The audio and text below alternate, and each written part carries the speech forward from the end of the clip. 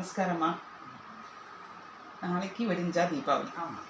தீபாவளிக்கு என்னென்ன பண்ணணும் கொஞ்சம் சொல்லுங்க.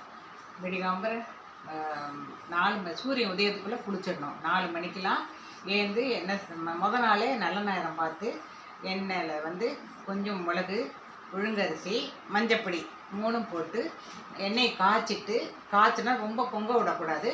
நல்லா விதுன்னு காய்ச்சிட்டு அப்புறமா அதை ஆற வச்சிடணும். பெருமாள் இடத்துல வச்சுட்டு மறுநாள் காத்தால எழுந்து அந்த எண்ணெயை வச்சு பஷமெல்லாம் வச்சு பெருமாள்கிட்ட எல்லாத்தையும் முதல் நாள் ராத்திரியே நீங்கள் இந்த எண்ணெயை காய்ச்சிட்டு அதை பெருமாள் இடத்துல வச்சுருவேன்.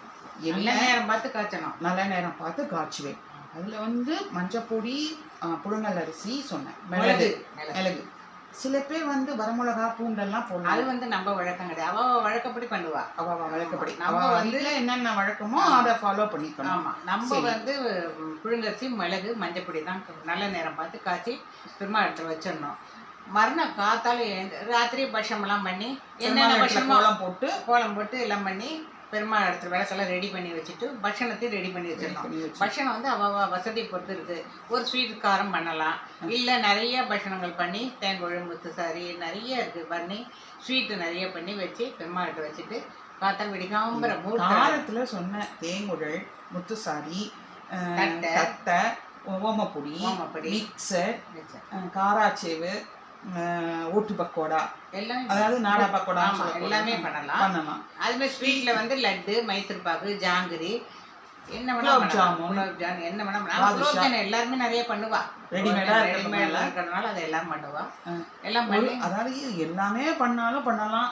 இல்ல ஒரு ஸ்வீட் ஒரு காரம், அதாவது என்ன வைக்கணும். இந்த காலத்துல எல்லாரும் ஒரு ஸ்வீட் சக்கரை ஒத்துங்கிறா. அதனால ஏதோ ஒண்ணு பண்ணினா கூட போதும்.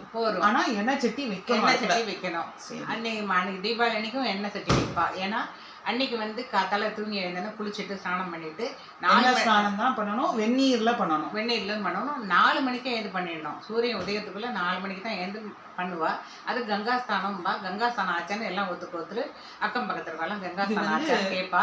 நம்ம கங்காஸ்தானம் ஆச்சுன்னு சொல்லிட்டு விளக்கேற்றி பெருமாள்கிட்ட எல்லாம் பண்ணிட்டு அன்னைக்கு காத்தால துளி பெருமாளுக்கு கேசரி, பஜ்ஜி போடுவா, இட்லி வைக்கணும். பெருமாளுக்கு அம்சம் பண்றதுக்காக ஆமா கேசரி பண்ணணும். பஜ்ஜி நம்ம விருப்பம். குழந்தைல இருக்கிறாத்துல இட்லி பார்க்காம இருக்கவே கூடாது. இட்லி பார்த்து சட்னி அரைச்சி சாம்பார் பண்ணுவா. ஒவ்வொரு நாளைக்கு அமாவாசை சேர்ந்து தீபாவளியோட சேர்ந்து வந்துடும். அதனால சில பேர் வெங்காயம்லாம் எதுவுமே சேர்த்த மாட்டா. சாம்பார் வைப்பானா. இட்லி சாம்பார் பண்ணி குழந்தைல இருக்கிறாத்துல காத்தால வெறும் இருக்க வேண்டாம்னு சொல்லிட்டு இட்லியும் பார்த்து ஸ்வீட்டும் கொடுத்து பஜ்ஜியும் சாப்பிடுவா எல்லாரும். அப்புறம் ஒன்றா சமைச்சிக்கலாம். அது ஒன்றும் பிரச்சனை இல்லை. நீ சொன்ன பட்சணங்கள் சொன்ன நம்ம புது துணி எடுக்கிறது வழக்கம். தீபாவளி கொண்டாட்டம்னாலே ஆடை, பட்டாசு, அப்புறமா பட்சணங்கள் இல்லையா? இந்த பட்சணம் சொன்னோம். ஆடை, புது ஆடை நம்ம எடுக்கிறோம். புது ஆடை எடுத்து அதை என்ன பண்ணணும்? பெருமாட்டை தான் வைக்கணும். மஞ்சள் குங்குமம் வச்சு பெருமாட்டை பட்சணம், புது ட்ரெஸ்ஸு, பட்டாசு வைக்கணும். பட்டாசு வாங்கணும்.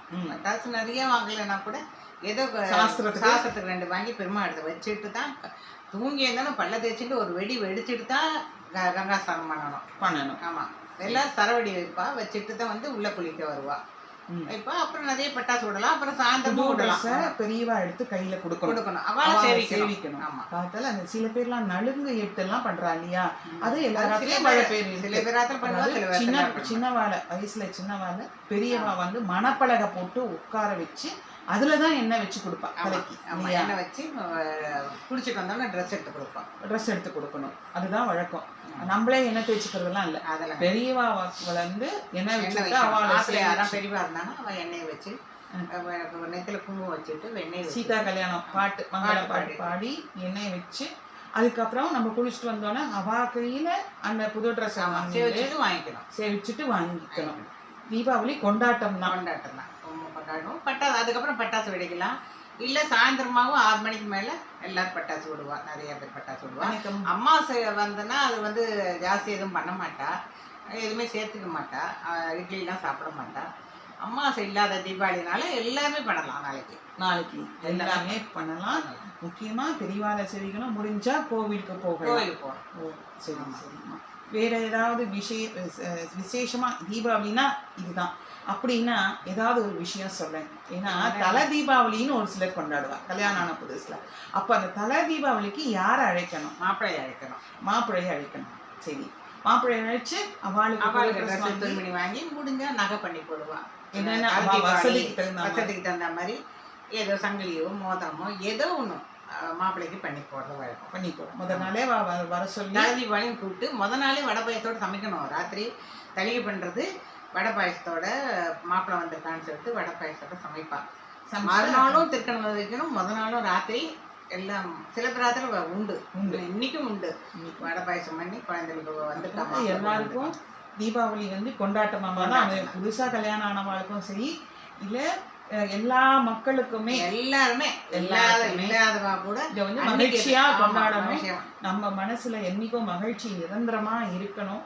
அதனால மகிழ்ச்சியோட இருக்கணும். அதுதான் எல்லாருமே யாருமே வந்து இல்லாதவ கூட ஒரு ட்ரெஸ் வாங்கி ராத்திரி பஷம் பண்ணி எண்ணெய் தேய்ச்சி குளிச்சு அதை போட்டு சந்தோஷமா இருப்பான். சந்தோஷமா யாருமே தீபாவளி கொண்டாடுவா கிடையவே கிடையாது. எல்லாருமே கொண்டாடுவோம், கொண்டாடணும். ஆமா, கொண்டாடணும். மகிழ்ச்சியோட இருக்கணும், எல்லாரும் சந்தோஷமா இருக்கணும்.